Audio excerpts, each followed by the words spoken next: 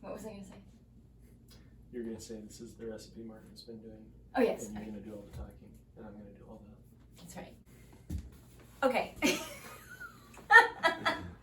We wanted to share with you, in the way of thinking of the winter and the cozy time and peasant food and peasant drink, we wanted to share with you our recipe. It's really Martin's recipe for Glühwein, which is basically a hot spiced wine that we drink in the wintertime. We drink hot buttered rum that Martin makes and Glühwein, this Glühwein that he makes. And whenever we have people over, it's very traditional that I do all the talking and Martin makes drinks for everybody. And so this is one of our favorites, and it's a crowd pleaser. So here's what we do. The best part about Glühwein is that it's really cheap to make if you shop at Aldi. So this is Winking Owl wine, sweet red, very fancy. I think it cost me $2.79. Slightly more expensive, I think this was $2.89, was the Flirty Bird, which has the cutest label, which is really why I buy it. Also from Aldi, we get our cheap orange juice, which is actually my favorite orange juice ever. It's so much better than Tropicana. And then we get, that's it. And then we have an orange. And we have, for spices, we have a little bit of vanilla. We have nutmeg, whole cinnamon sticks, and whole cloves. So the orange is really just a garnish. I'm just going to slice it kind of thin.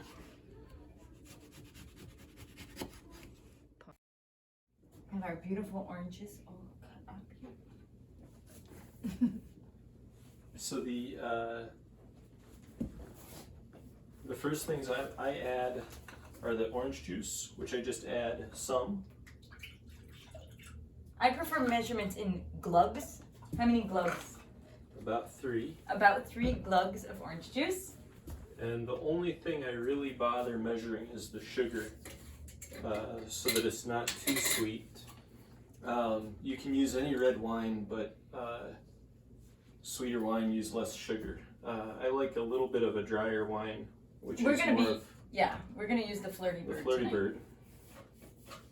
Did you put any sugar in when you used the Yes, Winking Owl? But not as much. about half as much. The other night we had it with the Winking Owl, and it was so good. But I only used about 1/4 of a cup of sugar, and with this other wine I'll use about 1/2 cup.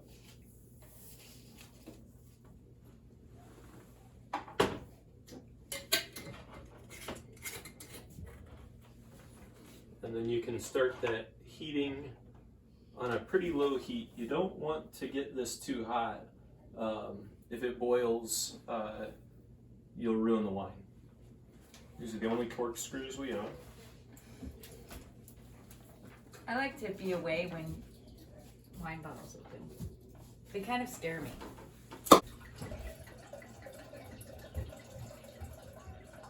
Whole bottle? Whole bottle. Whole bottle!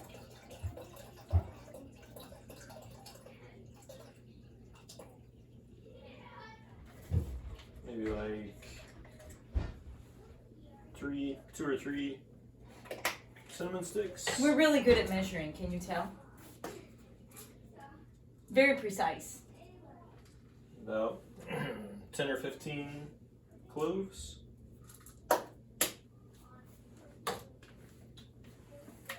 How many blips? Glugs and blips. 2 or 3 drips of vanilla. 2 or 3 blips of vanilla. Some nutmeg.